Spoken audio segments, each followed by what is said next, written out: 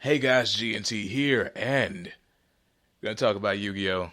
VRains Episode 5. This was actually quite the enjoyable episode. Like, I was really digging the duel, and some of the newer cards freaking, oh goodness, I can't remember his name, I just blanked out. Oh no! We'll just call him Playmaker like everyone else does. Some of the cards that he pulled out, like, at the secretary card, when he flipped that card up in his hand, the card design looked really cool. Like, I'd want to own that card. But when the monster was brought out, the actual animation design for the monster, it was not as cool as the card looked. Just throwing it out there. But from seeing the cards when he plays them and stuff, they look really cool. The artwork is great, and hopefully we don't get any extra censorship on the artwork when it comes here, because those cards are really well designed. Oh man. But yeah, the only monster that had a great, well, not even a great design, but a pretty decent design was the Honeybot, I believe was the name of it. And dude, man, your boy Playmaker had a broken combo. Like, I don't know how they're gonna actually, have the effects when they start releasing the cards here, if they haven't released them already. Because sometimes they throw the decks out here before we even get the show. It's weird, but see, the thing is, I'm mostly gonna be playing it in game form whenever they release a new game, which they said they were gonna do. Hopefully at E3 we'll see something. I doubt it, because Yu-Gi-Oh's never there. But yeah, I'm just hoping that there's no censorship on the card designs for his deck when it comes here, because card-wise they look really cool. It's just that when they pop out and they're animated, they look really weird. Like the weird purple thingamabobber. It looks like when it's in motion and stuff, it looks like a knight that didn't fully put on all his armor. Like, he was like, I got the shoulders here, okay. Got this on my legs, alright. Alright, let's put on the gauntlets. Alright, we're good. We're good, going out. And the rest of the torso is just empty. They're like, dude, what are you doing? You forgot the rest of your armor at home. Ah, flip. Well, that's okay. I'll just be good today. Which is basically what the monster did in this episode. It had that little broken effect thanks to the honey bot. Which, here's the thing. Because you have to have the certain monsters up there for the effect to work, unless they don't flip. You know how Yu-Gi-Oh is when they first release cards, they don't put any restraints on them. They just throw them out there, the new summoning methods and stuff. And then later on, after everybody's gotten used to it and people think it's pretty decent now, they change it and nerf it. So when it first comes out, you're probably going to be able to do exactly what he did really fast. But somewhere down the line, they're going to make it rough on people. Oh, man. Anyway, I'm supposed to be talking about this episode, and I'm talking about how these cards will work in actual Yu-Gi-Oh! Instead of just focusing on this magnificent duel. Like, the duel was really good. I still don't like Gold's character design, because he's just funny looking. I'm sorry. I don't... Oh, let me see. How do I want to say this? It's not that I don't want to see him again, but I just don't want him to be around anymore. Like, his character design is just awful. And I guess he's going to be that guy for this Yu-Gi-Oh series. Every Yu-Gi-Oh series has one character with a really bad design. It just so happened that in Zexal is the main character. But oh, Go looks horrible. And I mean awful.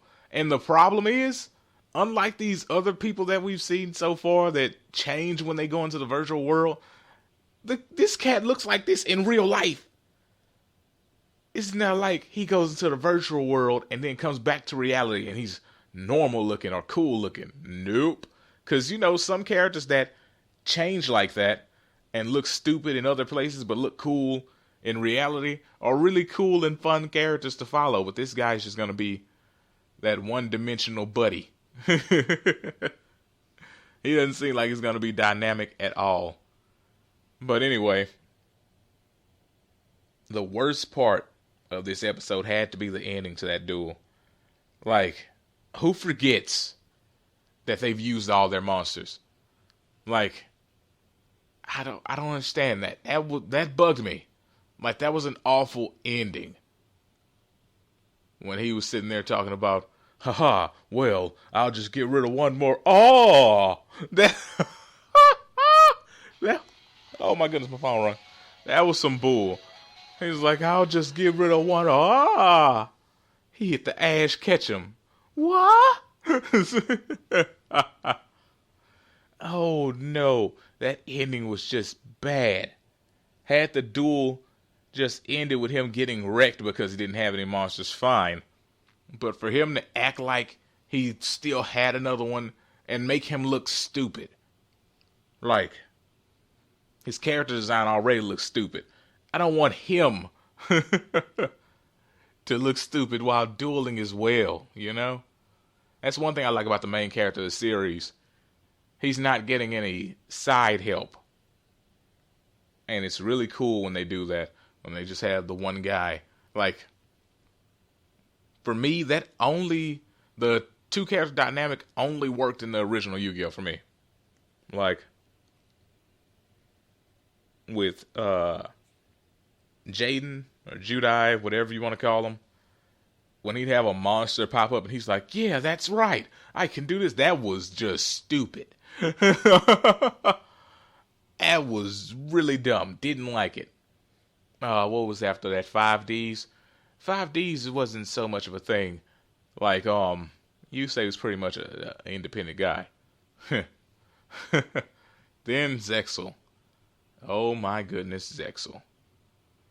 Ugh. Let's skip to the next one. Arc 5. In Arc 5, the whole combination of Yuya and the other forms of Yuya, it was kind of meh. But for the most part, Yuya was just an okay duelist that got lucky breaks. That was his thing in Arc 5. They were action duels, so he could pick up a card. He didn't have to be the greatest duelist ever, because you could run and pick up an action card, and it magically is the card you need. So that was stupid too. Let's just be honest, that was stupid too. But in this one so far, the only thing that he has as you know, quote unquote assistance is the whole riding through a storm thing, which I don't quite get, but I'm sure I'll get soon, and eventually it'll make sense. But yeah, that's pretty much it for this episode. The kids like go again, which they did at the end of the last episode, so they didn't have to show us this episode. It's like, why they keep showing these kids? We know they're rooting for him. We know they like him. Who cares? Get on with the duel. We don't need to make this duel a full episode, but they did it anyway. And at the very end, they came up talking about Champion. Consolation prize. Freaking participation ribbon. Sorry. As soon as I was saying it, I started finding it so funny I couldn't help but laugh. But the kids act like he's great. Real kids aren't going to do that. Let's just be honest.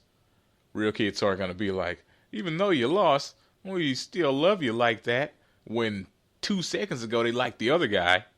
No, if the kids liked the other guy and the other guy won, they'd hop right back on his side. Be like, yeah, he was awesome, wasn't he? Yeah, buddy. I'm going to go get a wig so I can look like him. Or at least I'm going to tell my parents to give me a wig so I can look like him. Get his costume for Halloween. That's what I'm going to do for get-go. That's how kids are. Kids are cruel. But it's Yu-Gi-Oh! Yu-Gi-Oh! Kids are nice to you. Who would have thought? But yeah, as far as this episode goes, that was pretty much it. Most of the episode was the duel.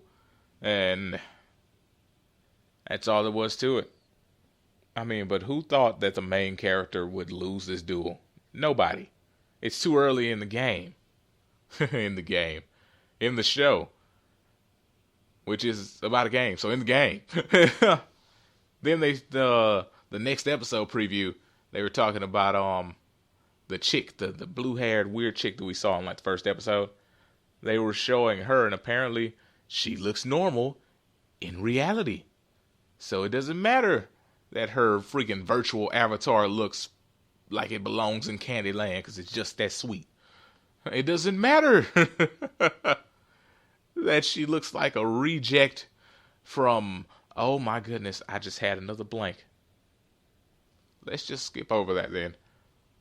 I think I was going to say Zexel, but whatever, we're not bringing up Zexel anymore. We're just going to forget about that one. But yeah, she looks horrible. Well, let's not say horrible. She doesn't look like Go, so that's a plus. But apparently she's like the head of that company that Go was working with to cage in the Playmaker. She's like his sister, and apparently I guess she's trying to get attention by dueling. I'm also assuming that since they haven't really shed any light on any other females in the series yet, that's gonna be the love interest for the main character, if they ever go down that road, because this guy does not seem like he's gonna go down that road. But I'm just saying, if it does happen, that's what she seems like she's gonna be right now. Unless she's his rival instead of stupid Go, that'd be interesting. Like, I'm not the guy that you go to when you say, it's great that we're gonna have a female for this, but I think it'd be cool to have a chick be the rival character. Because usually, that still would end up in a love interest. Never mind. Either way, I'd still be right. But yeah, it'd be awesome to have a chick as a rival character. I'd like it to be a different one, but who knows? Anyway, that's it for this. Hope you enjoyed this video. I will see you next time. Peace out, and have a great day. More VRains on the way.